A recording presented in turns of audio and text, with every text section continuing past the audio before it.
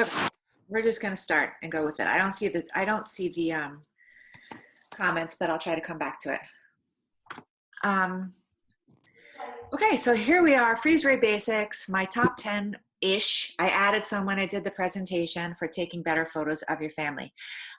During the time of the global pandemic, I mentioned that we are not going to be talking about the technical part of photography here. So if you're hoping to learn about, exposure and f-stops and shutter speed, we're not going to do that today. But this is the fun stuff. This is the stuff that will get you taking better pictures of your family right away. And the better you get at it, the more inspired you'll be, and it really kind of snowballs. I highly recommend learning the other stuff, the technical part of photography, but that is trickier and it can be discouraging. This stuff, there's nothing, well, a couple of exceptions. There's nothing discouraging about this. So it's a great way to get started. You should all have this PDF. If you don't, you can download it, not now, from any of the emails I've sent you recently. I put this together several years ago and just kind of revamped it when this lockdown thing started, and put it back out. I think it's a great resource. It's a great thing to thumb through and think about ways that you want to take better photos. I originally thought that this talk would use this as a reference, that we would go through the tips one by one. But when I started putting it together, it made more sense for me to reorder them, and I added a little bit. So I do not recommend that you go through this as we talk, but just to sort of come back to it later. It's all the same stuff pretty much, but if you try to go through now, it'll confuse you. So here we go. I love my quotes, if you don't know that. And here is a favorite. I start with a quote, and particularly this quote, because I think with photography, what you have to remember is that, like any kind of art, you're expressing what you're seeing and feeling, and you're trying to convey what you're seeing and feeling to the viewer of your photograph. So different people see different things and are driven by different things in the photography industry, and I suspect in others that they call that your why. Photography is a way of feeling, of touching, of loving. What you have captured on film is what you have caught on film is captured forever. It remembers little things long after you have forgotten everything. Now, I do love that quote, and I have tons of quotes like that I found through photography that I love. But when I was putting this together, there we go, I realized that I had never heard of that quote when I got started.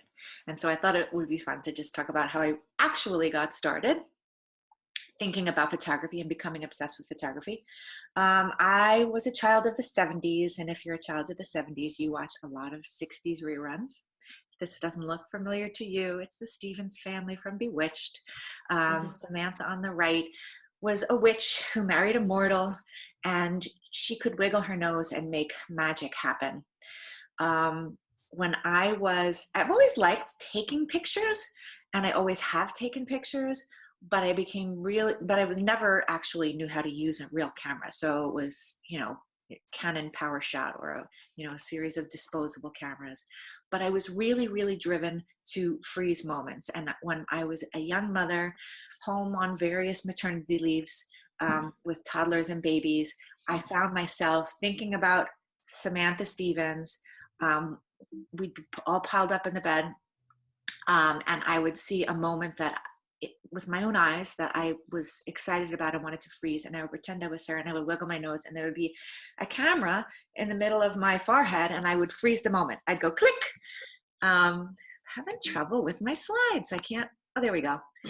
And so this is what I did. I couldn't ever wiggle my nose, but this is what I would do to take pictures of my kids. And I still do without really doing this, but like I see pictures, I see moments, and I turn them into pictures in my mind. And if I get really excited or the camera's handy, I absolutely grab the camera and take the photo. But for me, this came first, wanting to freeze the moments.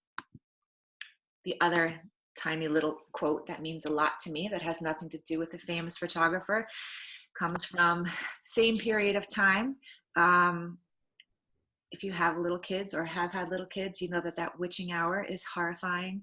You cannot get through it. They're all falling apart. They're crying. They're hanging on your legs. The only way to get through it, at least in my house, was to blast some music, pick up the ones who couldn't walk, and just dance around the kitchen.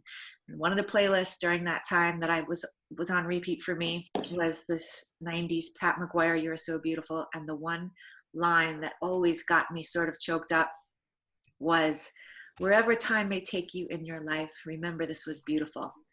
And it would stop me in my tracks every single time. It's a tagline of my business now, and it really is why I take pictures. So that's my why. And I think, as I said, it's important for you to know your why when you're learning. Here's a photographer quote. When people ask me what equipment I use, I tell them my eyes.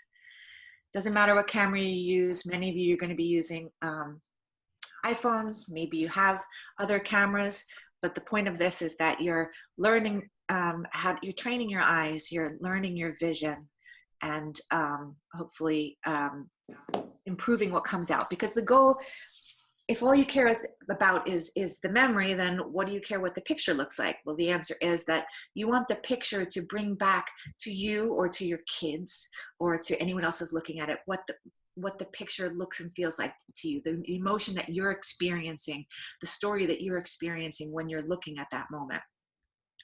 So hopefully you guys are going to use this unique opportunity to train your vision, to train your eye, and to learn your own vision.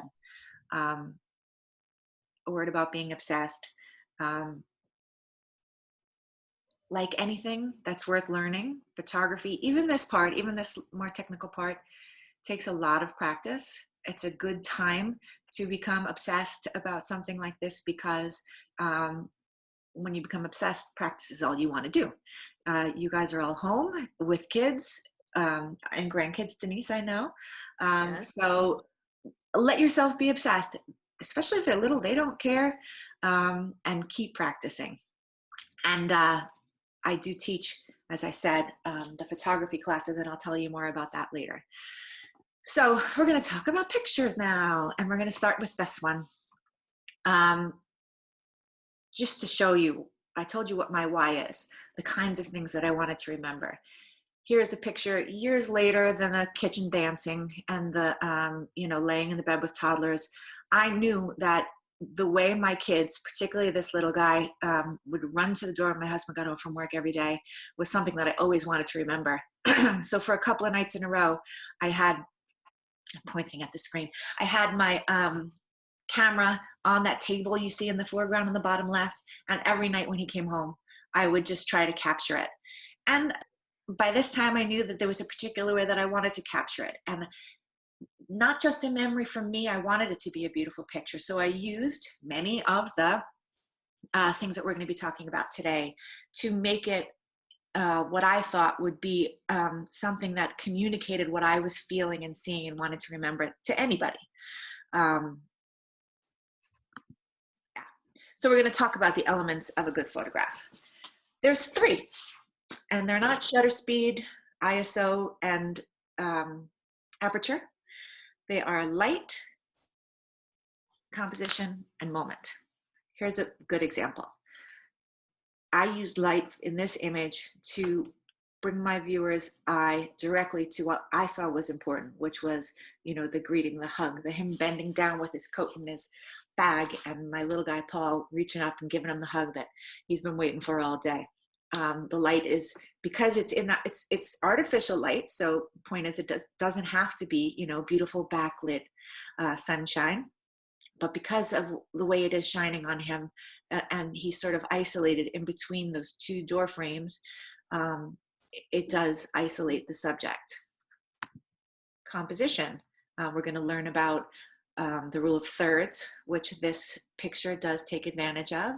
We're going to talk about using natural frames, which this talks about. This is composed in a way that brings the viewer's eye directly to where I want the viewer's eye to go. And obviously moment, which, as I've already kind of harped on, is what it's all about for me. Like what's happening here. It's the daily greeting, the love, the excitement of seeing Dad, the relief of being home, all that. So now, one by one, the number one in photography, photography means to paint with light. You can't do photography without light. And so learning light is a great way to improve your photography. Sounds so obvious. It's not so obvious. You know, back when I was just trying to remember moments, I wasn't so good at all about understanding what role light played in photography. I remember taking my oldest, who's now 21, to the town pool. She had on a little sun hat, and I was so frustrated that I couldn't get any pictures of her without the top half of her face in shadow, and I didn't understand why. I mean, I think that's something that you will, if you don't already, you'll understand why by the time we're finished talking here. But light is everything in photography. It's a constant study. I'm still taking classes on learning light. But the first thing you have to think about is seeing the light. In my opinion, it's easier to see the light after the fact than when you're taking the picture. So it does make sense to find a photograph that you like and think about, okay, what is it about this photograph that I like? This one's a favorite. And I love how the light comes in. You can see that the light is coming in the window on our right. He's got his face right up to the window, and it's casting shadows on the top of his face. I mean, it's lighting up the top of his face, but casting shadows underneath his cheekbone, underneath his chin. There's a line of light going up his arm. It's defining the little ribs of his, 2-3-year-old body. It's what makes this picture, I think, extraordinary. Whereas if it was flashed out, it'd be like, oh, a boy drinking from a sink. The light just really amplifies the moment. So good practice is trying to see the light, understanding what's lighting the thing that you're taking pictures of, the picture that you're looking at. Where is the light coming from? Why is it working? Number one is knowing the source of the light. And number three is understanding that the direction of light is everything to what effect it's going to have on your photograph. So again, the light here is window light. It's coming in from the right. It's directional light, which is allowing it to cast the gentle shadows on the different contours of his little body. Here's basically the same problem that I ran into in the kiddie pool when this girl on the right, who's my 21-year-old daughter, was splashing around. Why does the direction and source of the light matter? Here we are outside. It's noon on Kate's graduation day in 2017. And noon is not a time that I would ever normally take pictures if I wanted them to be beautiful anyway. But here we were. She was sort of panicked because graduation had just ended and she wanted pictures of everyone she'd ever had a high school experience with her. And we ran around and found everybody and we took the pictures. Her friend on our left has sunglasses on, which is a great way to hide the fact that the light at noon is awful. Think about the light above Kate's head. It's coming down on the top of her head. It's hitting her brow bone, and her brow bones are casting shadows on her eyes. She's got those big raccoon eyes. Come down a little bit farther, there are her cheekbones, and her cheekbones are casting a shadow on the rest of her face. So she's got this weird, glowy, bridge of the nose look. It's not a flattering look. It's a memory, but this is not what you want your photos to look like. So when your light source is the sun, you want to take pictures where the sun is in a good spot, and over your head is not a good spot. Another not good light source is the flash on your camera, whether it's your iPhone or whatever camera you have. And that is because the flash just floods right into your subject's face, flattens out all of the features. Worst case scenario gives you those horrible, that red eye, which you can fix afterwards, but you can't fix the light, flooding light that that the flash floods into an image. So that's one of the first tips you can bring to taking pictures at home or anywhere is turn off the flash. It's not a good light source. Also, turn off any artificial lights in the room. Because if you've got lights all over the place, you've got competing directions, and you've also got competing colors. You may not know this, and I find myself explaining this to lots of little kids as I walk around to their houses during sessions turning off lights, is that every different kind of light has a different color. And when you're taking a picture that you want to benefit from beautiful light, you um, you want to choose the source, and you want that to be the one color that's flooding into your photo. I put this in as an example because I'm at the top of the stairs. I've got a window behind me, and there's pretty light coming in from behind me, but we hadn't gotten downstairs to turn off the lights there, and you see how it's all yellow down there. So it's hard to isolate your main light source when there's more than one source, and you end up with colors that are competing with each other and distracting from what you want to isolate if you don't turn off the artificial lights in the room. So that's another big, easy tip. When you can, definitely turn off the flash, and when you can, turn off all the lights in the room that aren't the one that you're using. So again, back to our three aspects of light. See the light, know the source, and direction is everything. When you're working with light outside, we touched on this, your main light source is pretty much always the sun. So you have to think about where the sun is when determining what it's going to do to your image. So if you're outside, it's best to take photos in the early morning or closer to sunset to avoid having the sun directly above your subjects. When the sun is low to the horizon, you're working with directional light, similar to that you see with window light, which we'll come to. Here's an illustration of what the sun does every day. In the morning, pointing to the screen. In the morning, it is on the side, and it's giving you flattering side light, just like a window would. The later and later it gets in the morning, the more directly above you it is, the more you're going to get those raccoon eyes. So if you're using the sun as your direct light source, you want to stay to the beginning of the day and the end of the day. If you can avoid shooting midday, you know, if you're living your life with kids, not everything happens when you want it to, when the light is best outside. You want to look for different ways to diffuse the sunlight. Clouds are a great way to diffuse light, because basically it's just the light filtering through that condensate, that water vapor, and it's just less harsh. So cloudy days are a great time to practice. You don't have to worry about harsh shadows on cloudy days. Trees are also good, like in the fall and in the spring. You just have to be careful, and because if there's sun shining between the leaves, you end up with that dappled light, which confuses the camera, where like parts of a kid are bright and parts are dark, and the camera can't figure out what it's supposed to be metering on. So you want to find some even light. So a really heavy tree covering is good. And there's some other suggestions coming. Also, if it's a really bright day and the coverage isn't that great of a tree, you might find that the light that comes through is tinted green. Not attractive on anyone. And if there's nothing to diffuse the sun, seek out open shade of an overhang, doorway, or building. This is big, and when I teach my Freeze Ray Basic workshops, one of the first things that I try to teach is how to find open shade, because open shade is the easiest light to photograph in, and you can concentrate on the other aspects of photography. You don't have to worry about the sun moving or color casts or that kind of thing. So what is open shade? Open shade is when your subject is standing in the shade, so the direct sunlight is not hitting him. The sun is no longer your main source, but there is light there, obviously, and your subject is looking out into the light. The main light source is now the reflected sun that's coming off of the ground or whatever else is bouncing the sunlight back into the shady area.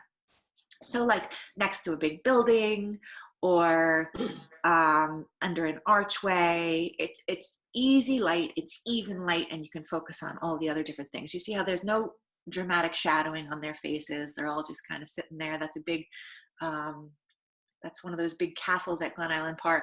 Actually don't have any local people here. So yeah, open shade gives you flattering and even light. This photo, it's next to the house, but it also has, you see, a nice cloud cover that's filtering the sunlight, and a nice big tree. Again, on the side of one of those castles at Glen Island. It gives you nice flattering and even lighting to work with. It diminishes squinting. You know, if your subjects are looking into the sun, then you can't see their eyes, and it prevents harsh shadows.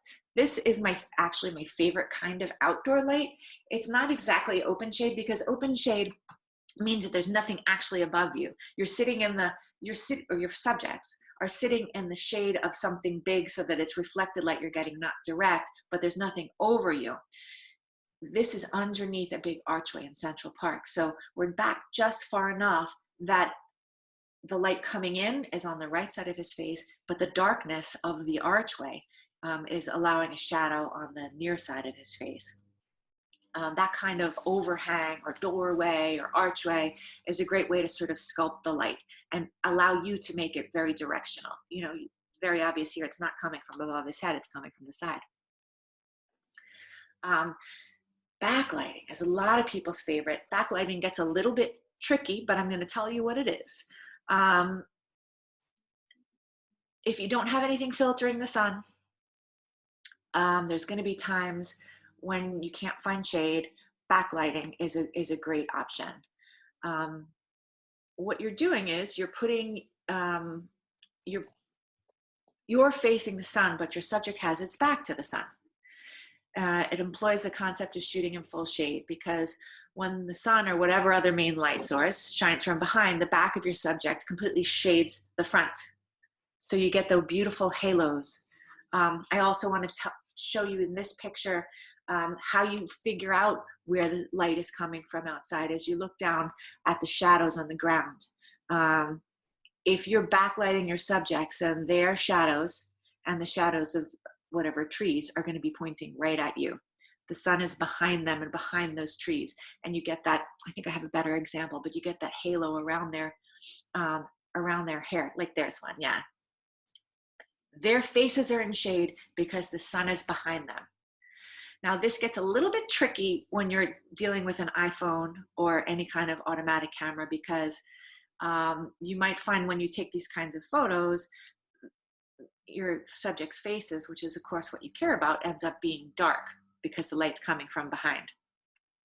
There's some tricks. Certainly there's ways to get around this if you're using a DSLR and manual and telling it where to expose.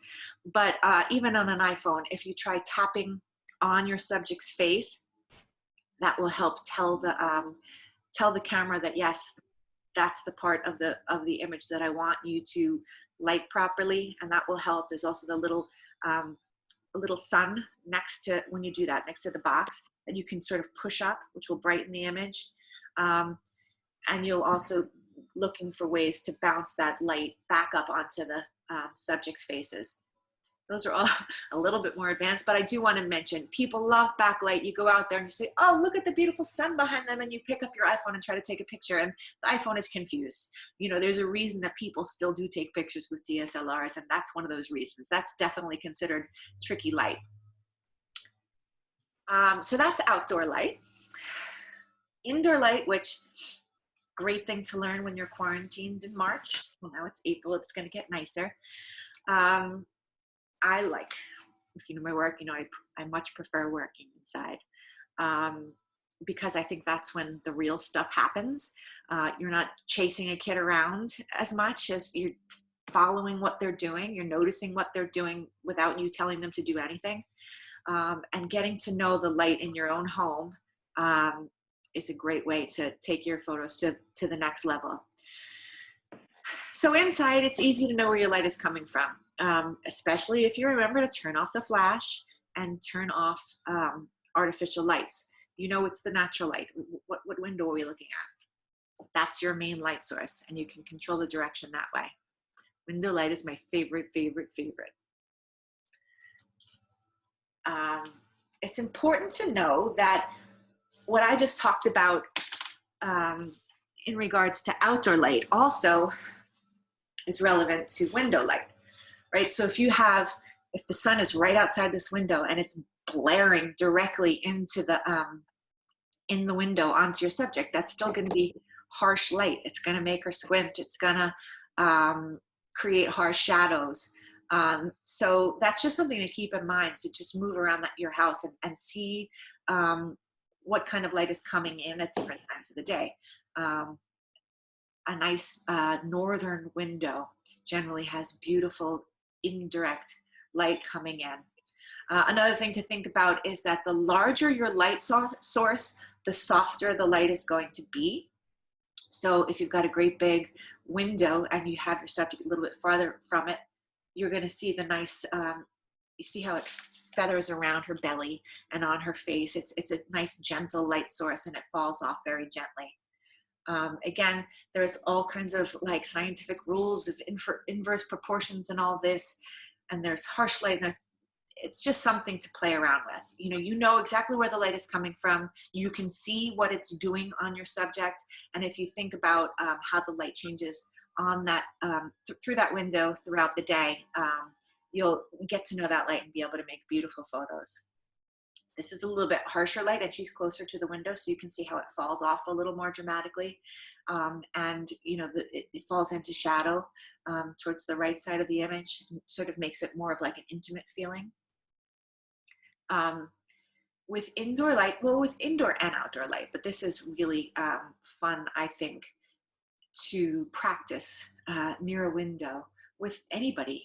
I mean, when I teach this class, I actually tell people to bring their American Girl dolls because we don't usually have little kids with us. But if you have a little kid or a big kid that you can, or an adult that you can take by the shoulders and bring them in front of the window and move them around, rotate them around and look into their eyes and notice how you can see the shape of the light source in their eyes. And that brings like magnitudes of impact to your image, because you can see the life, you can see their souls in their eyes if you can see the catch lights. And again, when you have this person by the shoulders and move them around, you can see how the direction of the light is changing the image. This little boy, you can see the catch lights, you know that it's a great big window to his right, and then the inside of the room, it casts a shadow using his own face, allows the far end of his face to fall into shadow, and it's I think that portrait has a lot of life in it. If you don't have, I mean, now you'll notice it if you haven't already. If you don't have catch lights, the faces look dead. They just don't have the same, they're not as animated and alive as they otherwise are. Practice looking for catch lights by using a window as your main light source. I think I said all this already. Ideally, the window will offer indirect light. Ask him to slowly turn towards the window and watch the catch lights appear in one eye and then the other. Again, it's just understanding what the direction of the light does to a picture. If you want to, I remember early on, now I can't unsee it. I cannot have a conversation with somebody without seeing the way the light. I'm actually proud of the light that I have coming in my bedroom. I've never done a Zoom meeting here before, but I've got 6 people living in this house. This is a door that I can lock. I needed to find a place that had some decent light. And I cannot unsee it in people. But when you're doing this, you may want to just don't worry about anything else. Have the phone in your other hand and take the pictures, because it's easier to see, I think, the shadowing, the results when you're looking at a picture, and as opposed to live. Maybe not. That was true for me. That's just showing you another kind of catch lights. This little girl is sitting, we had a beautiful high up light in her bathroom, and she's sitting on like the back of the toilet tank. So you can see how the catch lights in her eyes are on the top half of her light, the top half of her eye, and then the bottom is more sort of falling into shadow. Really, if you look at your own photos and other people's photos and these photos, what you start to be able to do is tell the direction of the light, the kind of the light, and see how the shadow falls as the light falls away. And that'll help you understand light in your own photos.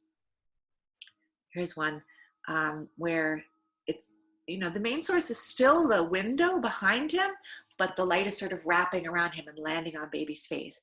And, there's 2 people in this image. Neither of them is looking at me, but because of the light in baby's eyes and on the part of his face, it's a girl actually, that's where your eye goes first when you look at this image. I've used light here to bring the viewer's eye directly to what I want the viewer to see, which is that baby looking up adoringly at her dad. Okay. I love, love, love, love, love window light. You can't, sometimes A, it's not daytime, and sometimes B, it's not about you creating a beautiful portrait. And if that's what you want to do, you know, that's a great thing. That's not, again, why I am obsessed with photography. For me, it's about remembering what's happening anyway. And sometimes it's, you know, it's not in front of a window. So a great way to learn to take better photos of what you're wanting to remember is to just, again, pay attention to the directions of the artificial light.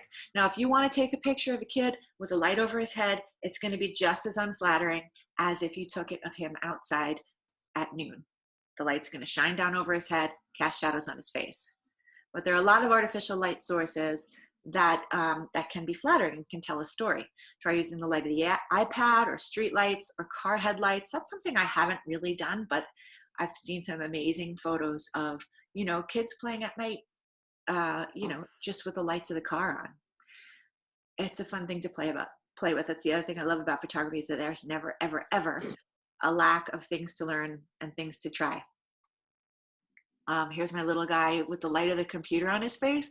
I had originally turned this to black and white, but then I kind of liked how the red of the screen is on his face.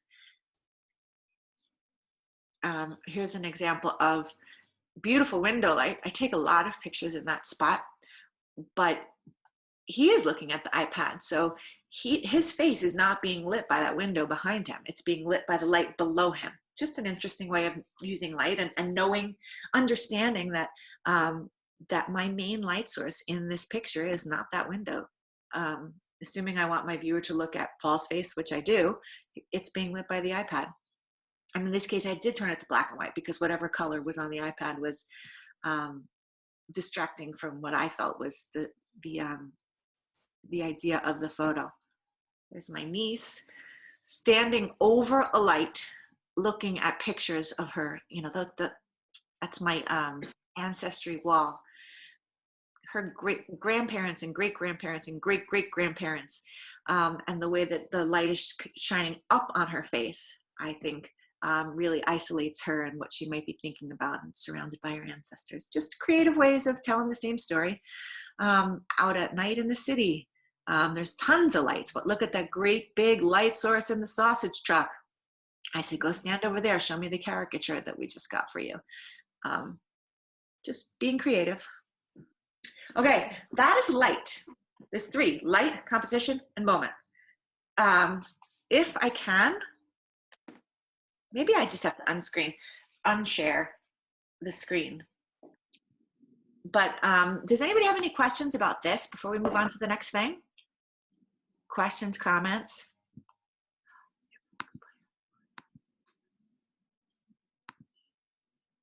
Oh, well, I can't find it, so we'll move on. Next time I'll be better at this, guys. You're all able to see the slides okay, right? Everything's making sense and you can hear me fine? Good, yes. Good. Good. Okay, composition. This, I mean, light is what makes photos beautiful. An okay picture is made incredible if you get the light right. It's hard though. I'm not gonna lie, it is hard. Still learning. Even when you think you know it, actually bringing them to practice. For me anyway, it's still tricky. Some people like fell in love with photography because of light and they're constantly chasing light.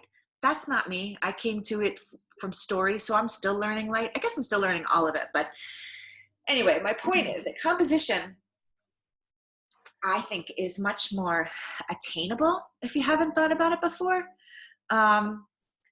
because you already know what you're looking at. And when you start thinking about the rules of composition, what you're thinking about is almost like little cheats that help you make an image better. Things that maybe you haven't thought about that help you draw your eye to your subject matter. That it's easy to like take a picture 4 different ways. First, just do it again. You know, you got a 3-year-old, you know, sitting on the iPad or playing with blocks or whatever. Take it just like, oh, cute moment. And now think about 4 different ways you can take that same photo with these kinds of tips in mind, and then look at them and compare them all and think about which one tells the story better. So yes, every image tells a story. Like a good novel, an excellent picture has a clear main idea and occasional subplots to support this idea. The way we arrange the elements within a photo is called composition. And it can have a great effect on how your viewer sees the photo and whether the photo evokes the intended experience or story or emotion. I always say that I want, when you look at this photo, you to be brought right back into the moment. Or if you weren't there, to know what it was like to be in that moment. So the composition rules are sort of tricks for helping that story, that emotion come through. First one, if you've ever like taken photography tips from anyone ever, hopefully they've told you this one, and that's to shoot at your subject's level. You know, if you walk into a room and take a picture down at your kid, you don't have the same connection with that kid. You're not thinking what that kid is thinking the way you are when you get down to her level, down like this one. I do love this picture. She was terrified of me, and she was hiding between her mom's legs. But you know, she was sizing me up. And you know, if I was taking a picture of the room hiding, I'm like, oh, there's a kid hiding. But like, you can see what that little girl is thinking. She's like, yeah, I might come out eventually, but just not quite yet. Some more examples. I mean, composition is a lot of examples of the tips. Top left, you know, I'm down on my knees, peeking through the crib slats. She just woke up. Bottom left, she's annoyed that that mom is making her stop to fix her ponytail, and she's got that pout going on, which you're brought into that pout because you were right on the level of that pout. Top right, they're hiding under the bed, which I just think is really fun. You feel like you're hiding there with them. And bottom right, he's like, I don't know how old he is, 11 or 12. He's not into the pictures. He's the oldest of 5. Little guys are performing. They're all over the place, having a great time. He wants to hang out here, and we can have a conversation, and I can connect with him, and the viewer can connect with him because I'm at his level. Even in a sort of cluttered situation, I can get to the point of what this little girl is focusing on. I have my humidifier right here. I don't even know if you can see me, but if you see smoke coming in front of my face, it's not smoke, it's humidity. Just notice, I don't know if you can see that. Anyway, so you're isolating in this picture what you want the viewer to be looking at, and that's this little girl's intent focus on trying to dress her baby doll, despite all the other nonsense that's going on in the frame. So that's one tip. Another tip is to fill the frame. And this is just an illustration of that. You know, top left is a picture of mom on the bed with the little girl. Nice. Top right is you're getting a little bit closer. The bottom, in my opinion, you are feeling the sense of security that and peace that girl has, sitting in, you know, the comfort of her mom's arms. It's just much more powerful because you've taken all the other distractions out and you've just zoomed in on that feeling. Just another example of that. Same thing here. I do put a lot of examples. No. I mean, if this were backed up, it's mom and dad giving him a smooch. You're like feeling it when you're this close, you know, and you're like, you know exactly what he's thinking, which is like, oh boy, what are they doing, you know? Same thing here. Same thing here. You're getting rid of all the distractions in the background, and you know, you're not worried about catch lights or anything like that. You're feeling the emotion that they're feeling. Okay, that's that tip. It's also pretty straightforward. It's another one that I really do recommend you practice in a situation exactly like this. Take one, get closer, take another, get closer, take another, and then just compare. They're different stories. One isn't necessarily better than the other, but I I think the tendency is to only take the top left. Next is clear the clutter or not. Like, I'm an in-home photographer. I love telling the story of being in the home that you're in now. You know, you've got a 1-year-old. I want the whole story. But you also want pictures of just the kid and what the kid is about. So where you hold your camera can determine what the viewer is looking at. And if there's a lot of distraction there, you know, what message they're going to get from the photo. So there's a lot of easy ways to clear clutter. This little boy, we were in his 2-year-old's bedroom, which is covered with toys. But he was just so happy there with his little lamb. You know, at this age, all they want to do is watch their older sibling. And if I went above this little guy and looked down, all of the chaos of the 2-year-old brother's room was gone. And I just felt the chill, you know, his chill attitude of like, yeah, here we are. As an aside, this is what I want you to do. Look at this picture. Tell me where the light source is. He's lying on the floor. The light, it's a window above his head. Like, I'm standing, my feet are over him. The light's above his head. You can tell that because the catch lights are in the top half of his eye, see? And the shadows on the bottom of his face. Knowing the light source and what the effect, the direction of the light has on the picture. It's just training your eyes. Clearing the clutter, again, the point of these pictures is maybe clear the clutter, maybe get up and move all the stuff out of the picture, but you don't have to do that. Sometimes it's just tilting your camera in a different direction. This little girl's jumping on the bed. There's all kinds of stuff in the house. If I just kind of got a little lower and tilted the camera up, it had not only, you know, a clear background, but these kind of cool architectural lines and colors that I think add to the photo. This is a clear the clutter or not. Sometimes the story you're telling is twin 4-year-old boys and their toddler beds, and the fact that they have covered their room with stickers and that they're wearing, you know, a mask and shooting me and all this, you know. So this is what I started out with, which is, you know, tell the story and don't try to hide the details, because, you know, there's more to the story than just your kid's face, you know. So do it all. You know, you don't put the toys away. If life in the mornings with you is toys everywhere and babies crawling around, yeah, tilt different ways so you see baby's face, but also, you know, tell the whole story. Include all the details, all the clutter. I love this because, you know, there are 3 brothers, and the sign there is like, this is a brother, a best friend for life, a builder of forts, teller of stories in the dark, player of catch and shooter of hoops. The little brother is sitting there staring at his phone. The other 2 are totally shooting each other. It's a relationship. The clutter in the photograph is telling more of a story than if we had zoomed in on any one kid, or even just on the 3 kids themselves, you know? It's decisions you're making, again, about what story you're telling and what elements in the frame help support that story.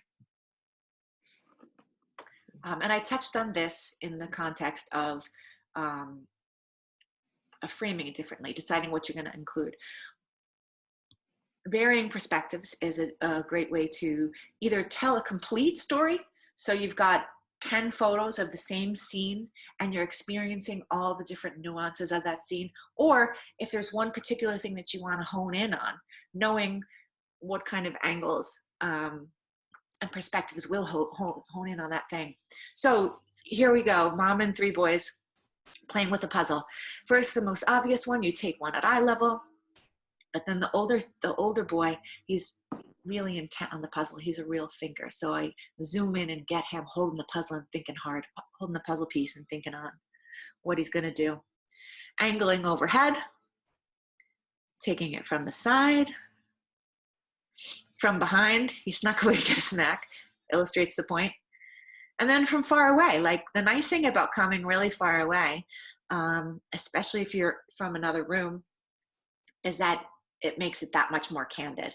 You know, this isn't being done for me. This is not something I'm posing. I'm observing from another room, peeping in, you know, fly on the wall. That's the kind of feeling that you get from backing up that way. And again, super up close. Okay, so that's varying perspective. The rule of thirds. this is like a, ABCs of photography, maybe the first one that you learn rather. Rule of thirds is imagining that in your frame, there's like a tic-tac-toe. I have later slides that show this. There's like a tic-tac-toe board across the frame. And the rule of thirds says that your composition will be more interesting if the important parts of your story, the elements, your subjects, fall along the intersection of those lines. So if you look at the photo on the left, cute picture of my niece. This is a little bit cheating. Photo one on the right is done by the rule of thirds, and I think is a much more powerful picture because of that. It's also a more powerful picture because you've brought in that, gloomy sky. Here's a better example. I don't know if you can see it, but I actually have done an overlay on this one. I think beginner photographer, their first instinct is to head right in, center what you're looking at, and just take the photo that way. But the rule of thirds says that if the most interesting parts of the story are where the lines intersect, then it's more compelling. Another example from farther back, even for a portrait. This is one that could very easily have been centered, but it's more powerful because it is following the rule of thirds. Another one in the rule of thirds, and I think this is an illustrative one because what you're looking at here is a fast-moving 1-year-old, and you can tell that she's on her way out of the frame. Instead of centering her, putting her on the way out in the rule of thirds just makes it, tells the story better. Same thing here. Next is leading lines. The idea with the rule of composition of leading lines is that there are lines everywhere, and if you can draw your viewer's eye to the subject, then the photograph is more compelling. Point of this photo is that there are lines everywhere. The lines on the rug are what I see as leading the viewer's eye to the point of interest, which in this case isn't even his face, it's his chubby little hands and the dimples on his knuckles. Leading lines are everywhere. The banister here, the top right molding that leads, it just brings your eye right to her. If I can say too. I mean, this has some other things going on. It's got some beautiful window light that is lighting up the side of her face, and the far side of her face is falling into shadow. She's framed by the doorway. I think we'll talk about that. Natural frames by the doorway at the top of the stairs. I mean, she's only a teeny tiny piece of this photograph, but everything about the way it's composed is bringing your eyes directly to her. Not the least of which, by the way, is that adorable face and her like, come on up, she's a pip. More leading lines. The lines of the horizon are going right to my daughter. The railing of the ship is going right to her. The boards of the walkway, I don't know what you call it, are going right to her. Even just the walls, the stairway, bringing us right to this new little walker. This is just a fun example of, lines can be monkeys. Everything about this picture is reaching towards the baby. Lines can be, this is actually, I use this more as an example of aperture and how, using depth of field. I use this blurred out door on the left to lead the viewer's eye to the interaction between the mother and the son. Another easy peasy tip is framing. There's frames everywhere. Door frames are everywhere. Window frames are everywhere. And if you can frame your subject in a natural frame, you're going to have a stronger composition. Architectural lines in a house are great for framing. Same thing here. These two playing peekaboo, in a doorway. Each one of them is in their own cubby, so each of them is framed with their own stuff, which expresses their own interest. I like to use babies' cribs as natural frames. Also leading lines. You've got the slats of the cribs and then the shadows of the slats of the cribs leading directly to the baby. Not that you're going to look anywhere else anyway, so that's a little bit cheating. But this is also a good example of perspective. You know, you're brought directly to baby. None of those toys are distracting your eye. All the elements of the composition are bringing you right to him. I mentioned when we were talking about perspective, using natural frames and backing up as a way of suggesting being a quiet observer. You know, all these things are happening. Mommy's changing the baby in one room and daddy's playing with the boy in the other room. Have nothing to do with me. I did not tell them to do it. It just makes it feel that much more natural. It's framing the two separate actions. Another just natural door frame. This is architectural framing. You know, that's an actual little nook. Mirrors are great. Mirrors can be tricky because of the light, but I mean, I just love that picture. Same thing here. A little pass through from the dining room frames dad and the little girl hamming it up through the frame. Just makes it a stronger composition. Doorways and windows makes it you know, this makes it obvious that I'm not making them laugh. I've framed them. They are interacting with each other. I'm on the outside of it. Just, I think, emphasizes the authenticity of the moment. And back to my favorite one for illustrating. I've framed them. I did not do this, but I'll take it. This one won an award a couple of years ago, and an old friend of mine said, you know, you've used framing in the foreground and in the background, and you've got the photo frame in the front and in the hallway, and it's just, sure, I'll tell you that I meant that. But point is, you know, you use the elements of what you're seeing to direct your viewer's eye to what the real part of the story is. So, okay, that's light and composition. Before I move into moment, which is the most fun, any other questions? Okay. Element 3 is moment. And again, many photographers will say that they're so inspired by light and that light is the reason that they take pictures.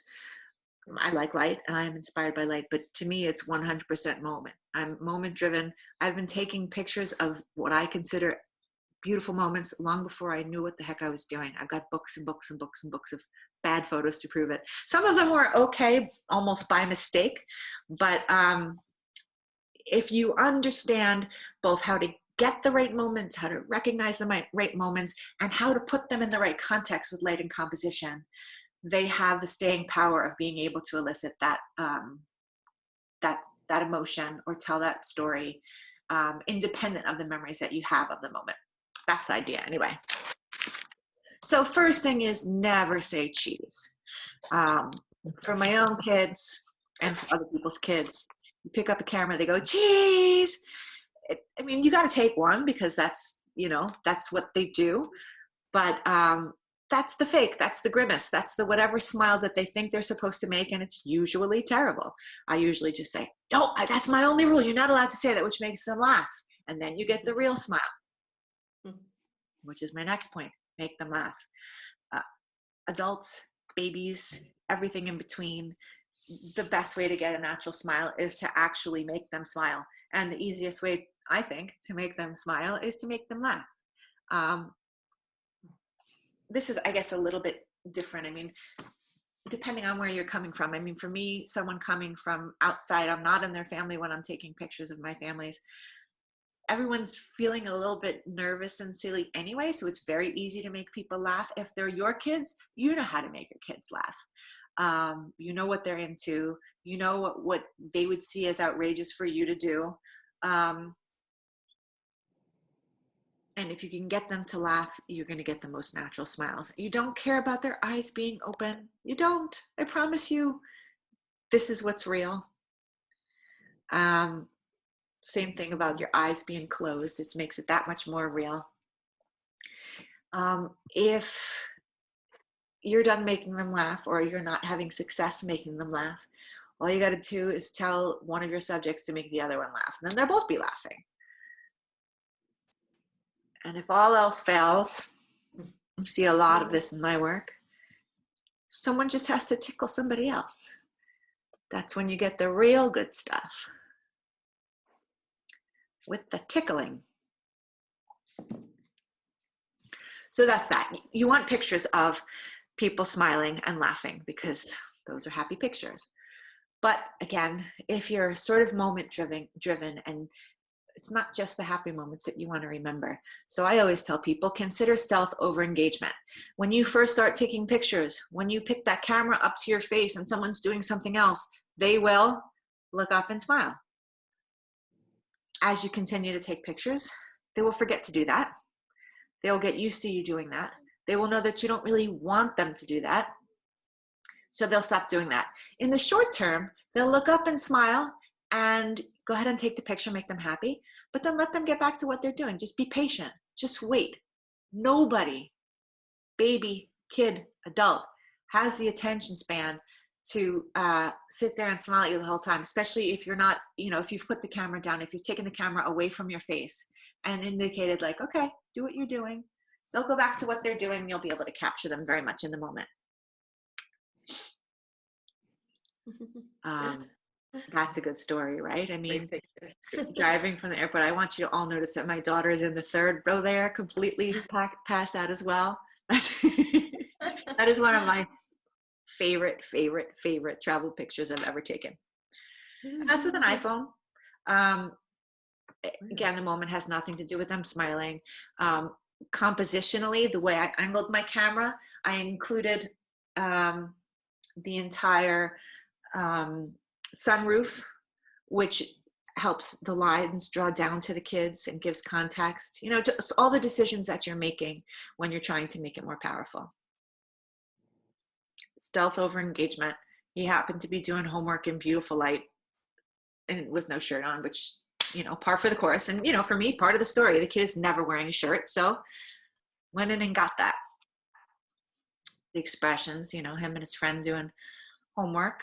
They know, they've both, my son and my neighbor, from birth, just because I got my camera out doesn't mean that they need to stop what they're doing and look up and smile.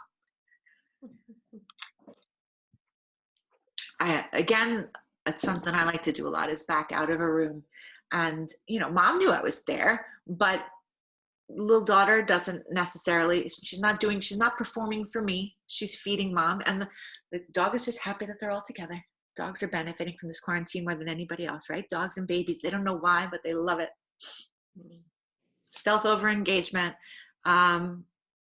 Sometimes I'll tell my kid to do something in front of a good window. The light in my house is actually not great, but I know where the good windows are, so I pay attention to what happens there. Stealth over engagement. These boys are so much bigger now, but I love how they were like, they had their own little passageway walking across those 3 chairs. It's how they got around the kitchen to what they needed. Okay, so that's stealth over engagement. Capturing relationships. When we talk about one subject, we're talking about getting the real moments or the real expressions. It's the same is true when 2 people are in the picture. What you care about when you're taking pictures of 2 people isn't, here's 2 people, here's what these 2 people look like. It's how they're interacting with each other. And the strategies you use to do that are not very different than the strategies you use with one person. They're first going to look at you and smile. You take that picture, but then you either encourage them to, go ahead, do whatever you were doing, or like, could you do that again? Or just wait for it to unfold and take the pictures that are telling the real story, which is the interaction. Include the family pets too. This is one of my all-time favorites, and one that I also won an award for. Like, the dog is uber focused on mom. She's his person. It's all he cares about. The kids are climbing all over him, falling off of his back. He does not care. That dog. He died a few years ago. So like, this is big in their house. But the relationship between the mother and dog, of course she loves her kids. Of course they all love each other, but that dog loved that woman so much. This is my dad. My 2 youngest boys, I have so many pictures of the 2 of them. They are almost 5 years apart, but To this day, they're now 17. He's 6'4", and Paul's 12, and nowhere near that height. They're still best buds, and I'm so psyched that I have so many pictures like this that show it. And this, this is just sneaking up on them.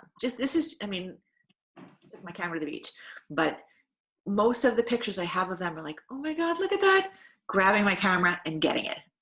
I mean, the older they get, it's more about being fast, because they don't appreciate it. We talked about unique opportunities before. I thought, all of my kids are home. They're going to be here during the day. They're not going to be crazy busy. I can do like a one photo per day project in quarantine. It's going to be amazing. It's not working out because, surprise, surprise, they still hate me taking their pictures. And, sometimes I'm like, listen, you have to do this for me. But the truth is that, it's tough on everyone. I have to do my part and not annoy them unnecessarily. But I'm not like lurking around being like, hey, let me get you studying. Hey, let me get you cooking. But I 100% will constantly grab my phone and my camera and be like, before they notice it. I actually should do a collection of all the pictures I have of all 4 kids of mine and my husband and the faces they make when they notice my camera, which is now something like, I don't know if you can see my face or not, but they purposely ruin pictures. And I'm like, okay, that's going to be in the calendar. The final tip, I think this is the final tip, is just to make it fun. I always tell my kids that their childhood was so much better, but especially when they were little, so much better because everything that we did was a photo op. You could jump on the bed, go ahead. Let's go to this fun place. Let's do this fun activity. Because for me, it was fun just to capture it. It's very easy to take pictures of happy kids when they're having fun. A couple of things that I wanted to point out here. One is that sometimes it's just the details, top left. Top right, I wanted to point out the leading lines and the fact that this is a basement. That's one light source, the one basement window behind them. But they were so excited to show me this trick. It didn't matter that the light was terrible. I had, what do you call it? I had artificial lights on, which made that wonky mixing colors of light. So that's why it's black and white. But, sometimes as far as getting sometimes you don't care if it's a good picture. You just want the moment. Oh, well, the light's bad. It's not going to be a great picture. But sometimes you can use other elements to make up for the fact that the light is bad. So that top right one, I think, is a good example of that. They have in their basement these like monkey bars. Those monkey bars end up being leading lines. They lead right to my subject. Bottom left, bubbles in a house? No, that's not allowed, but you can do it today, right here in front of this door. Every little girl wants to see her dress spin. And boys, if you let them play basketball with their brothers, or jump in a pool, you're going to get great expression, great moment. So if you make it fun, they won't care how long you're there taking the pictures, and you can pick the best ones later. While you're there, don't take one picture if you can get away with it. Take 20 pictures, and each time you press the shutter, think about, what if I do it this way? What if I back up? What if I frame it this way? What if I cut her head out and just get the spinning skirt? Is that better? And then afterwards, all 20 of them might be valuable moments to you, but look at each of them and decide which of the tips that you tried work to make it a stronger picture, to elicit better emotion, or to tell a better story. So that is it. And I already said a lot of the stuff. There's all these tips are in the PDF. You're going to have to practice a ton. You should study your results. Keep your mistakes. I'm telling you right now that all of the books of pictures that I have of my 2 older ones when they were small, when I didn't know a thing about photography, are just as precious to me as the ones of my little guy who was a baby when I became obsessed and actually learned something about photography. Keep them all. Just appreciate as you go which ones you got more right than others, and then they'll keep getting better and better. So that's it. Have fun. And then I just want to mention that I do offer these in-person workshops that do teach actual photography, how to use a DSLR or a mirrorless camera. It may take a very long time, but with an iPhone or a regular point and shoot, you're going to find there are moments that what your camera can't give you what you're seeing. And then when you reach that level of frustration is when you're going to want to learn how to use the manual settings on your camera and take control so that you can tell the camera what you want it to say. I'm thinking, oh, you do? You have one, Donette. So Donette, we're going to do this.